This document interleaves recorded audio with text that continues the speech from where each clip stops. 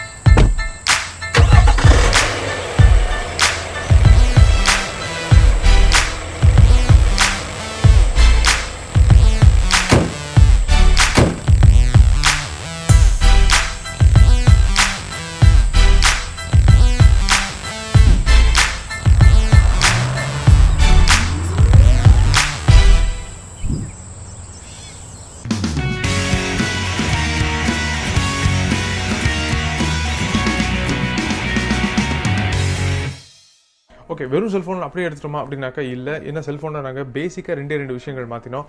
ஒன்று, எங்கள் செல்ஃபோன் அனுமதிக்கிற அதிகபட்ச ஃப்ரேம் ரேட் என்னவோ அதுதான் நாங்கள் செட் பண்ணிக்கிட்டோம். ஸோ ஐஃபோனில் வந்து இப்போ 4K 60 FPS எடுக்கலாம். ஸோ 60 FPS தான் செட் பண்ணிக்கிட்டோம். எதுக்கு அப்படின்னாக்கா சினிமேட்டிக் மோஷன் அப்படிங்கிறதுனாலே நாங்கள் 24 FPS அந்த டைம் லைனில் தான் பண்ணலான்ட்டு இருந்தோம்.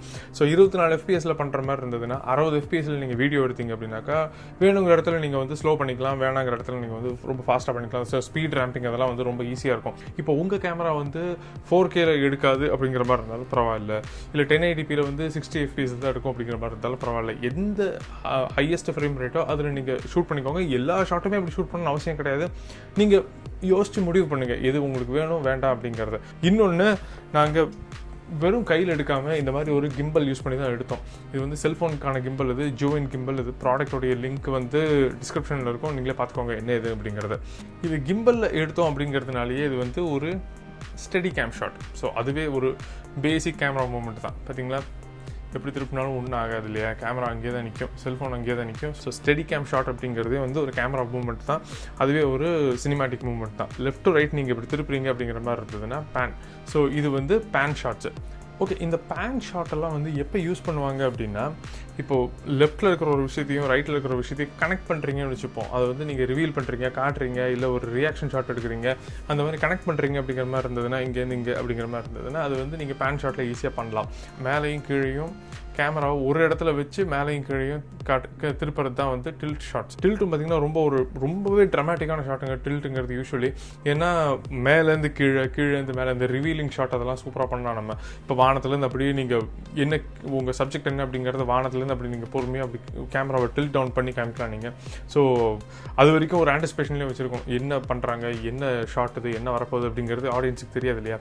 ஸோ அதுவே வந்து ஒரு நல்ல ரிவீலிங் ஷாட்டாக இருக்கும். ஸோ டில்ட் ஷாட்ஸ்லாம் வந்து ரொம்ப நல்லா யூஸ் பண்ணலாம். நம்ம கேமராவை மேலேருந்து கீழேருந்து மேலே அப்படி எடுத்துகிட்டு போகிறீங்க அப்படிங்கிற மாதிரி இருந்தால் அது வந்து பெடஸ்டல் ஷாட்னு சொல்லுவாங்க. கேமராவை நீங்கள் முன்னாடி கொண்டு வந்து பின்னாடி எடுத்துகிட்டு போகிறீங்க, கேமராவே மூவ் ஆகணும் ஓகேங்களா. கேமராவை சும்மா லெஃப்ட் ரைட்டு மாத்திரம் திருப்பாமல் கேமராவே முன்னாடியும் பின்னாடி நகர்ந்தது அப்படின்னாக்கிறா அதுதான் வந்து டாலி ஷாட்ஸு.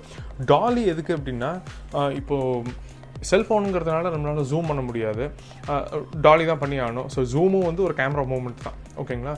ஜூமும் கேமரா மூவ்மெண்ட் தான், ரேக் ஃபோக்கஸிங்கும் கேமரா மூவ்மெண்ட் தான். ஒரு இடத்துல இன்னொரு இடத்துக்கு ஃபோக்கஸ் மாத்திரம் இல்லையா, அதுவே வந்து ஒரு கேமரா மூவ்மெண்ட் தான்.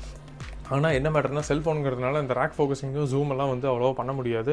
அதனால வெறும் டாலி தான் பண்ண முடியும். டாலி என்ன அப்படின்னாக்கா, கேமரா வந்து முன்னாடி பின்னாடி நகர்த்துறீங்க இல்லையா, அதுலேயே வந்து உங்களுக்கு பெர்ஸ்பெக்டிவ் அப்படி மாறும். ஸோ பெர்ஸ்பெக்டிவ் மாறுறதே வந்து ஒரு வித்தியாசமான ஒரு ஃபீலிங் கொடுக்கும். அது இப்போ ஜூம் எடுத்துக்கிட்டிங்க அப்படின்னாக்கா கம்ப்ரெஷன் ஜாஸ்தியாக இருக்கும். நீங்கள் வைட்லேருந்து டைட்டுக்கு போகிறீங்க அப்படிங்கிற மாதிரி இருந்தால் பேக்ரவுண்டில் எல்லாமே கம்ப்ரஸ் ஆகி முன்னாடி வர மாதிரி இருக்கும்.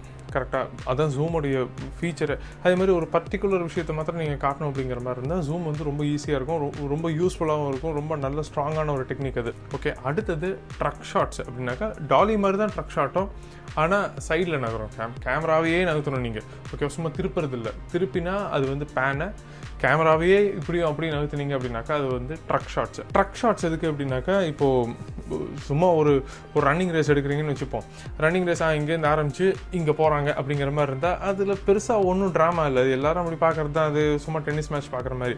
இதே நீங்கள் ஒரு ரன்னிங் ஷாட்டை வந்து கூடவே நீங்களும் ஓடுறீங்கன்னு வச்சுப்போம், அது உங்களுக்கு அந்த ஃபர்ஸ்ட் பர்சன் பெர்ஸ்பெக்டிவ் கிடைக்கும். உங்களுக்கு கூட ஓடுறவங்களோட பெர்ஸ்பெக்டிவ் உங்களுக்கு அப்போ தான் கிடைக்கும். ஓடும்போது எப்படி இருக்குது, ஓட எப்படி இருக்குது அப்படிங்கிறத காமிக்கணும் அப்படிங்கிற மாதிரி இருந்தால் ட்ரக் ஷாட்ஸ் நல்லாயிருக்கும். ஸோ உங்கள் சப்ஜெக்ட் வந்து உங்கள் ஷாட்டில் நகருது அப்படிங்கிற மாதிரி இருந்தால், சப்ஜெக்ட் கூடவே நீங்களும் நகர்ந்து போயிட்டுருக்கீங்க, உங்கள் கேமராவும் நகர்ந்து போகுது அப்படிங்கிற மாதிரி இருந்தால் அது வந்து ட்ரக் ஷாட்ஸ். ஸோ ஒரு இடத்துல இந்த இடத்துக்கு அழகாக அப்படி நீங்கள் வந்து நகர்த்திக்கலாம் நீங்கள் கேமராவை. ஸோ அது லெஃப்ட் டு ரைட்டு நீங்கள் நகர்த்துறீங்க அப்படிங்கிற மாதிரி இருந்தால் அதுதான் ட்ரக் ஷாட்டு.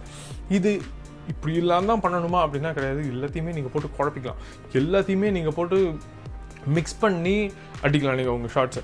இப்போ ஒன்றும் இல்லை, டாலி ஜூம் அப்படின்னு சொல்லணும் இல்லைங்களா. ஜூம் இதில் பண்ண முடியாது, டாலி ஜூமுக்கு நான் தனியாக ஒரு வீடியோ பண்ணுறேன். இப்போ டாலி ஜூம் அப்படின்னாக்கா ஜூம் பண்ணிக்கிட்டே நீங்கள் கேமரா முன்னாடி பின்னாடி நகர்த்துறது. ஓகேங்களா, அது வந்து ஒரு வேறு மாதிரி ஒரு பெர்ஸ்பெக்டிவ் கொடுக்கும், ரொம்ப வித்தியாசமாக இருக்கும் அது பார்க்குறதுக்கு. அதே மாதிரி நீங்கள் வந்து ட்ரக் ஷாட் பண்ணிக்கிட்டே பேன் பண்ணலாம். ஏன்னா வந்து இப்போ ஒருத்தர் கூட ஓடிக்கிட்டு பின்னாடி யார் வர்றாங்கிற மாதிரி காட்டணும் அப்படிங்கிற மாதிரி தான் பேன் பண்ணிக்கலாம், இல்லை டில்ட் பண்ணலாம். இந்த மாதிரி அதான் சொல்கிறேன், கேமரா மூமெண்ட்ஸ் வந்து ரெஸ்ட்ரிக்டடாக இல்லாமல் ஓகே பேன் ஷாட்னா பேன் ஷாட் தான் அப்படிங்கிற மாதிரி இல்லாமல் நீங்கள் வந்து மிக்ஸ் மேட்சும் கூட பண்ணிக்கலாம் நீங்கள். அதுவே உங்களுக்கு ரொம்ப ரொம்ப யூஸ்ஃபுல்லாக இருக்கும்னு வச்சுக்கோங்களேன். ஸோ பேசிக்கான டெர்மினாலஜிஸ் அப்படின்னு எடுத்துக்கிட்டிங்கன்னாக்கா இதெல்லாம் இருக்குது. இது தாண்டியும் நிறைய இருக்குது. ஆனால் ரொம்ப பேசிக்கான விஷயங்கள் அப்படின்னாக்கா இதெல்லாம் தான். இதை வச்சு நீங்கள் எப்படி உங்களுடைய ஷார்ட்ஸை நீங்கள் டிசைன் பண்ணுறீங்க, இல்லை எப்படி மிக்ஸ் பண்ணுறீங்க அப்படிங்கிறத வந்து நம்மளுடைய திறமை அண்டு நம்மளுடைய என்ன சொல்கிறது, செயலாற்றலா என்னன்னு தெரியல, கிரியேட்டிவிட்டி. எனக்கு வீடியோ பிடிச்சிருந்ததா, உங்களுக்கு இந்த வீடியோ கொஞ்சமாவது யூஸ்ஃபுல்லாக இருந்திருக்கும்னு நினைக்கிறேன். அப்படி இருந்திருந்ததுன்னா என்ன பண்ணணும்னு உங்களுக்கே தெரியும். லைக் பண்ணுங்கள், ஷேர் பண்ணுங்கள், சப்ஸ்கிரைப் பண்ணுங்கள். என்னடா திரும்ப இதே சொல்லிட்டு இருக்கான்னு பார்க்குறீங்களா? வேறு வழி இல்லை, நம்ம இன்னும் க்ரோயிங் தான், இன்னும் நல்லா வளரணும் அப்படின்னாக்கா இதெல்லாம் சொல்லி தான் ஆகணும். பிரச்சாரம் பண்ணிக்கிட்டே தான் இருக்கணும். தேர்தல் டைம் அதான் அந்த பாஷை வருது. ஓகே, பாய். இதோடைய ப்ராடக்ட் ஐடி டிஸ்கிரிப்ஷன் எல்லாமே வந்து லிங்க்கில் இருக்கும். ப்ராடக்ட் டிஸ்கிரிப்ஷன் ஐடி எல்லாமே வந்து லிங்க்கில் இருக்குமா? ப்ராடக்டோட லிங்க்கு ஐடி எல்லாமே டிஸ்கிரிப்ஷனில் இருக்கும். சாரி, தூக்கத்தில் உளறிட்டு இருக்கேன். எனிவே